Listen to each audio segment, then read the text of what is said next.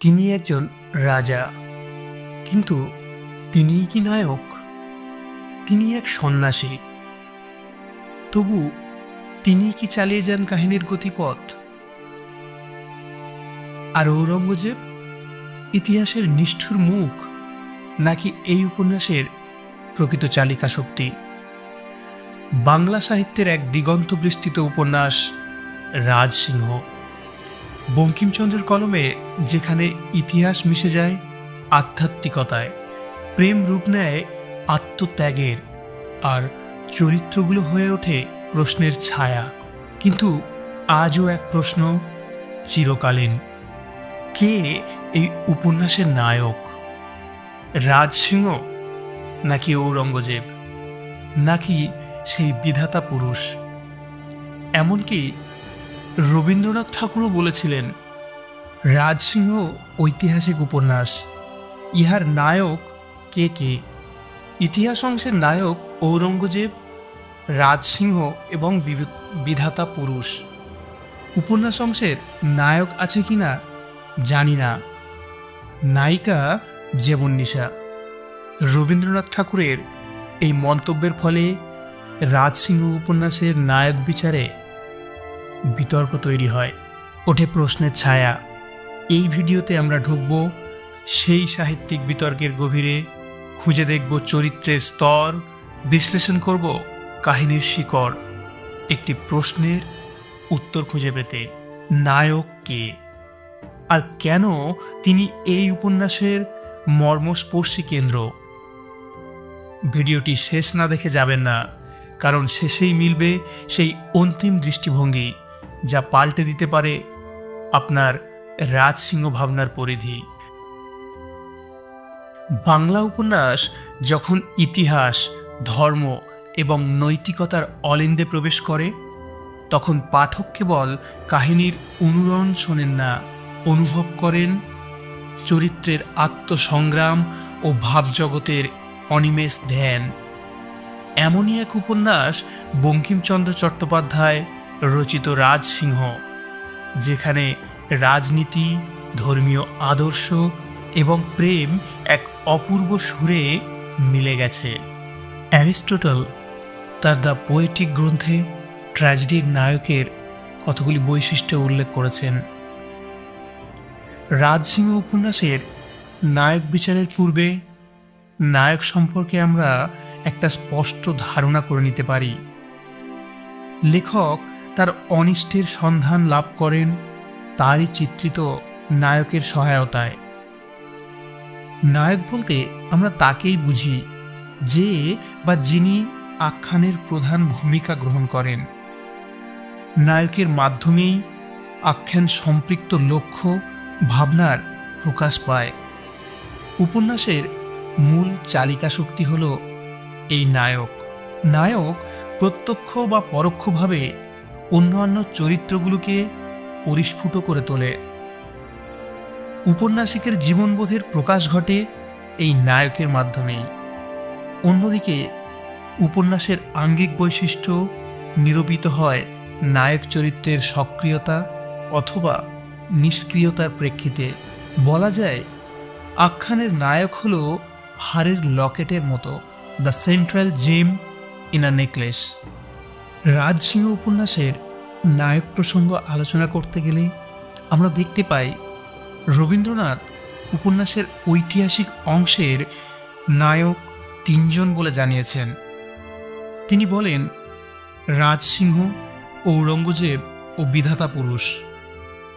অধ্যাপক সুবোধচন্দ্র সেনগুপ্ত উপন্যাসের প্রধান চরিত্ররূপে ঔরঙ্গজেবকে মনে করেছেন, কিন্তু বঙ্কিমের কল্পনায় বিধাতা পুরুষ অনুপস্থিত। তাহলে রবীন্দ্রনাথের বিচার মতে দুটি চরিত্র অবশিষ্ট থাকে, একজন রাজসিংহ, অন্যজন ঔরঙ্গজেব। সুবোধচন্দ্র সেনগুপ্ত প্রধান চরিত্ররূপে ঔরঙ্গজেবকে দাবি মেনে নিয়েছেন। তাহলে বিতর্ক দুজনেই সীমাবদ্ধ: নায়ক ঔরঙ্গজেব নাকি রাজসিংহ? উপন্যাসটির নামকরণ করা হয়েছে রাজসিংহ। যেমন বঙ্কিমচন্দ্রের দেবী চৌধুরানী, মৃণালিনী, চন্দ্রশেখর, কপালকুণ্ডলা, সীতারাম, ইন্দিরা প্রভৃতি উপন্যাসের নামকরণ প্রধান বা কেন্দ্রীয় চরিত্রের নামানুসারণই করেছেন। অন্ততপক্ষে লেখক যে রাজসিংহকেই নায়ক পদে বসিয়েছেন সে বিষয়ে সংশয়ের অবকাশ নেই। যদি ঔরঙ্গজেবকেই লেখক গুরুত্ব দেবেন, তবে উপন্যাসের প্রথম সংস্করণে এই চরিত্রটি অনুপস্থিত কেন ছিল? বঙ্কিমের জীবদ্দশায় উপন্যাসের চতুর্থ সংস্করণ প্রকাশিত হয় এবং এই সংস্করণে দেখা গেল ঔরঙ্গজেব বিশেষ গুরুত্বসহ রূপায়িত হয়েছে। রাজসিংহ ঐতিহাসিক উপন্যাস। এর মূল কাহিনী ঐতিহাসিক উপন্যাসের প্রধান পুরুষ চরিত্রগুলো হল মোবারক, মানিকলাল, ঔরঙ্গজেব এবং রাজসিংহ। প্রথমেই মোবারকের ভূমিকা বলতে হয়। উপন্যাসে মোবারকের উপস্থিতি প্রথম খণ্ডের শেষ পরিচ্ছদে। দরিয়া বিবিকে বিয়ে করেছিল মোবারক। দরিয়া তাকে ভালোবেসেছিল। তারপরে সৃষ্টি হয়েছে নন্দনে নরক, অর্থাৎ জ্যোতিষীকে হাত দেখাতে গিয়ে মোবারক জেনেছে কোনো রাজকন্যাকে বিয়ে করলে তার পদবৃদ্ধি হবে। কিন্তু মোবারক একথা জেবুন্নিসাকে বললে জেবুন্নিসা জানায় যে বাদশাহজাদিরা কখনো ভালোবাসেন না, ভালোবাসা তাদের কাছে দুঃখ মাত্র। এরপর শেষ খণ্ডের পঞ্চদশ পরিচ্ছদে উন্মাদিনী দরিয়ার বন্দুকের গুলিতে মোবারককে প্রাণ দিতে হয়েছে, ভস্মীভূত হয়েছে দরিয়াও। এই কাহিনী বিচার করে মোবারককে নায়ক বলা যায় না। এ কাহিনী হচ্ছে শাখা কাহিনী। এখানে মূল কাহিনী পরিপুষ্ট করতে মোবারক দরিয়ার শাখা কাহিনীকে আনা হয়েছে। এবারে বঙ্কিমের বক্তব্য উদ্ধার করা যাক। দেখা যাচ্ছে উপন্যাসের প্রতিপাদ্য সম্পর্কে তিনি বলেছেন, অনন্য গুণের সহিত যাহার ধর্ম আছে, হিন্দু হোক মুসলমান হোক সেই শ্রেষ্ঠ। অনন্য গুণ থাকিতেও যাহার ধর্ম নাই, হিন্দু হোক মুসলমান হোক সেই নিকৃষ্ট। ঔরঙ্গজেব ধর্মশূন্য, তাই তাহার সময় হইতে মোগল সাম্রাজ্যের অধঃপতন আরম্ভ হইল। রাজসিংহ ধার্মিক, এই জন্য তিনি ক্ষুদ্র রাজ্যের অধিপতি হইয়াও মোগল বাদশাহকে অপমানিত ও পরাস্ত করিয়াছিলেন। উপন্যাসের আরও একটি প্রতিপাদ্যের কথা বলেছিলেন বঙ্কিমচন্দ্র, তা হল হিন্দুরাও বাহুবলে বলীয়ান ছিল। হিন্দুদিগের বাহুবলই আমার প্রতিপাদ্য। উদাহরণস্বরূপ আমি রাজসিংহকেই লইয়াছি। মহারাষ্ট্রীয় অপেক্ষাও রাজপুত বাহুবলে বলীয়ান ছিলেন বলিয়া আমার বিশ্বাস। তাহলে বঙ্কিম কথিত উপন্যাসের দুটি প্রতিপাদ্যই রাজসিংহকে উপজীব্য করেছে। এইবার উপন্যাসের মধ্যে রাজসিংহের ভূমিকা কতখানি সক্রিয় ছিল এবং তা কতখানি বিস্তার ঘটেছিল সে পরিচয় গ্রহণ করা যেতে পারে। রাজসিংহ উপন্যাসের মূল ঘটনা চঞ্চল কুমারীকে নিয়ে রাজসিংহের সঙ্গে ঔরঙ্গজেবের বিরোধ। এই বিরোধের মূলধন জুগিয়েছিল রাজসিংহ। তিনি যদি চঞ্চল কুমারীর আহ্বানে সাড়া না দিতেন, রূপনগরের মাত্র 100 জন রাজপুত্র সৈন্য নিয়ে হাজির হয়ে 2 সহস্রাধিক মুঘল সৈন্যকে পর্যুদস্ত করে চঞ্চল কুমারীকে উদ্ধার না করতেন, তাহলে মুঘলদের সঙ্গে তার বিরোধিতা সৃষ্টি হতো না। শুধু তাই না, শেষ পর্যন্ত রাজসিংহের কূটকৌশল ও রণবিদ্যায় স্বয়ং ঔরঙ্গজেব সহ অন্যান্য মুঘল সেনানায়ক, নবাব পুত্র এবং মুঘল সৈন্যদের যে শোচনীয় বিপর্যয় ঘটেছিল তাও সম্ভব হতো না। যে চঞ্চল কুমারীকে নিয়ে বিরোধের সূত্রপাত, শেষ পর্যন্ত তাকেই রানা রাজসিংহ মহিষী রূপে গ্রহণ করতে সম্মত হলেন। উপন্যাসের গুরুত্বপূর্ণ ভূমিকা পালন করেছিলেন মানিকলাল। দস্যু মানিকলাল যে শেষ পর্যন্ত নির্ভরশীল রাজপুত সৈন্যদের ভূমিকায় আত্মপ্রকাশ করল, মূলত তার অবলম্বিত কৌশলেই মুঘলদের বিপর্যয় অনিবার্য হয়ে দেখা দিল। তার জন্য সমস্ত কৃতিত্বই রাজসিংহেরই প্রাপ্য। যদি রাজসিংহ মানিকলালকে ক্ষমা প্রদর্শন না করতেন, তার প্রাণ ভিক্ষার আবেদন রক্ষা না করতেন, তবে মানিকলালের মৃত্যু ঘটত নিশ্চিতভাবে। মানিকলালের অনুপস্থিতিতে রাজপুত সৈন্যদের বিজয় অভিযান কতখানি সার্থক লাভ করত সে বিষয়ে নিশ্চিতভাবে সন্দেহ থেকে যেত। ক্ষুব্ধ ঔরঙ্গজেব যখন জিজিয়া কর প্রবর্তন করলেন, এমনকি অন্যায়ভাবে রাজসিংহের অধিকারভুক্ত রাজ্যও তার কার্যকর করতে মনস্থ করলেন, তখন রাজসিংহ তার বিরুদ্ধে প্রতিবাদপত্র প্রেরণ করেন সম্রাটের কাছে। এই পত্র ঔরঙ্গজেবকে ক্রোধান্বিত এবং ঘৃতাহুত দিয়েছিলেন। উপন্যাসে ঔরঙ্গজেবের ভূমিকা সীমিত পরিসরে উপস্থাপিত। উর্দিপুরীর আজ্ঞাবহ হয়ে রূপনগরের রাজকুমারীর পাণিপ্রার্থী হয়েছেন, অকারণে রাজপুতদের সঙ্গে যুদ্ধে জড়িয়ে পড়েছেন এবং পজুরদস্ত হয়েছেন, রাজসিংহের সঙ্গে সন্ধি করতে বাধ্য হয়েছেন। দূত রূপে আগত মানিকলাল এবং তার জামাতা মোবারকের সঙ্গে দ্বিচারিতা করেছেন। ইতিপূর্বে কন্যা জেবুন্নিসার প্ররোচনায় নিজ ভগ্নীর হত্যা সাধন করেছেন এবং মোবারকের নিশ্চিত মৃত্যুর ব্যবস্থা করেছেন।